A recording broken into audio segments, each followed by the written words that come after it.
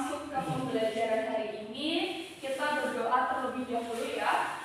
Berdoa mulai. Bismillahirrahmanirrahim. Raditu billahi rabban wa bil islami dinan wa bi Muhammadin nabiyyan wa rasulan. Rabbi zidni ilman warzuqni fahma. Amin. Oke, Ibu presensi terlebih dahulu. Apakah hari ini ada yang tidak hadir atau hadir semua? Hadir semua. Alhamdulillah, hadir semua ya. Apakah sudah siap untuk mengikuti pembelajaran pada pagi hari ini? Siap. Supaya kita lebih fokus lagi, kita tepuk fokus terlebih dahulu. Kalian ada yang tahu tepuk fokus itu bagaimana? Ibu contohin dulu ya. Jadi 1, 2, 3. Tepuk fokus. Melihat, mendengar, mengingat, fokus. Gitu ya. Oke. 1, 2, 3. Tepuk fokus. Melihat, mendengar, mengingat, fokus. Kita masuk ke pembelajaran hari ini. Nah, kalian ada yang pernah mengikuti kegiatan upacara lalu melihat kegiatan ini? Ada yang tahu sedang apa di upacara ini? Betul, sedang berbicara di depan banyak orang atau biasa disebut dengan pidato. Nah, pada hari ini kita akan belajar mengenai pengertian pidato dan juga struktur dari teks pidato. Nah, tujuan pembelajaran pada pagi hari ini yaitu peserta didik dapat menjelaskan pengertian pidato dan mengidentifikasikan struktur teks pidato yaitu berupa pembukaan, isi, dan penutup. Oke, kita masuk pada pengertian pidato. Nah, menurut Kamus Besar Bahasa Indonesia, pidato adalah pengungkapan pikiran dalam bentuk kata-kata yang ditujukan kepada orang banyak atau wacana yang disiapkan untuk diucapkan di depan khalayak. Nah, secara umum, pidato merupakan kegiatan berbicara di depan umum yang dilakukan untuk menyampaikan pendapat, gagasan, informasi, atau memberikan gambaran mengenai suatu hal kepada banyak orang. Nah, apakah ada yang ingin ditanyakan? Jadi perbedaannya pidato dengan ceramah apa, Bu? Pertanyaan bagus.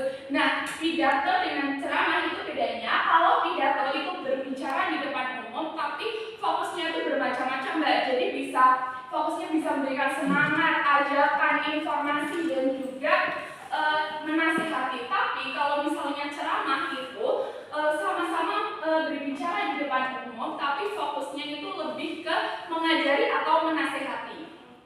Oke, Ibu lanjut ya. Nah, pada pidato itu terdapat struktur teks pidato supaya teks pidato itu lebih sistematis. Nah, struktur teks pidato itu terdiri dari 3 bagian. Yang pertama itu ada pembuka, yang kedua itu ada isi, dan yang terakhir itu ada penutup. Kita masuk pada pembuka. Nah, pembuka merupakan bagian awal pidato yang berfungsi untuk menarik perhatian pendengar dan mempersiapkan suasana sebelum masuk ke inti pembahasan. Nah, biasanya pembukaan pidato itu terdiri atas 3 bagian. Yang pertama itu ada salam pembuka, biasanya itu ada Assalamualaikum warahmatullahi wabarakatuh contohnya. Nah, yang kedua ada ucapan penghormatan. Nah, contohnya itu seperti yang terhormat Bapak Ibu Kepala Sekolah, seperti itu ya. Dan yang terakhir itu ada ucapan rasa syukur. Biasanya seperti marilah kita ucapkan puji syukur kehadiran Tuhan Yang Maha Esa, seperti itu ya. Lanjut. Nah, selanjutnya itu ada isi pidato. Nah, isi pidato itu merupakan bagian inti yang memuat pokok pembahasan.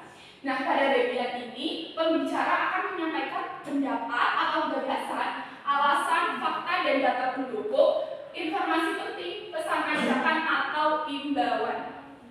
Nah, yang terakhir, itu ada penutup. Nah, penutup pada pidato itu merupakan bagian akhir yang berfungsi untuk mengakhiri penyampaian pidato dengan baik dan sopan. Nah, pada bagian penutup itu biasanya berisi harapan. Harapan ini biasanya disampaikan untuk memberi manfaat bagi pendengar. Nah, contohnya semoga pidato kali ini dapat memberikan manfaat kepada kita semua. Contohnya seperti itu ya. Yang kedua ada permohonan maaf, biasanya disampaikan apabila terdapat kesalahan dalam penyampaian pidato. Contohnya seperti ini. Mohon maaf apabila terdapat kesalahan pada tutur kata, seperti itu ya. Dan yang ketiga itu ada ucapan terima kasih, yaitu diberikan kepada pendengar atas perhatian dan kesempatan yang diberikannya. Dan yang terakhir ada salam penutup, yaitu digunakan sebagai penanda akhirnya pidato. Contohnya wassalamualaikum warahmatullahi wabarakatuh. Nah, contoh analisisnya seperti ini. Nah, ini pada bagian pembuka itu terdapat salam, ada ucapan penghormatan dan ucapan rasa syukur. Lalu ada pada isi pidato itu ada terdapat pendapat, gagasan, alasan, data pendukung, serta pesan atau ajakan. Dan yang terakhir ada penutup, yaitu ada harapan, permohonan maaf, ucapan terima kasih, dan salam penutup. Nah, dari penjelasan tadi, apakah ada yang ingin ditanyakan? Tidak, kalau tidak ada, kita lanjut untuk pengerjaan soal ya.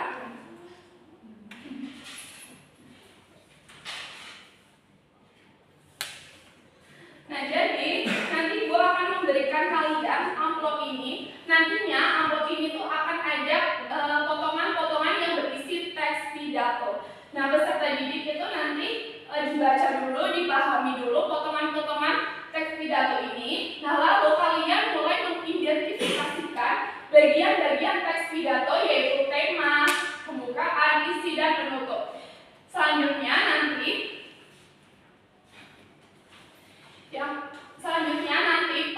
peserta didik kalian itu menempelkan hasil kerja. Untuk yang keempat, peserta didik itu menyusun hasil identifikasi pada LKPD yang telah disediakan sesuai urutan yang benar.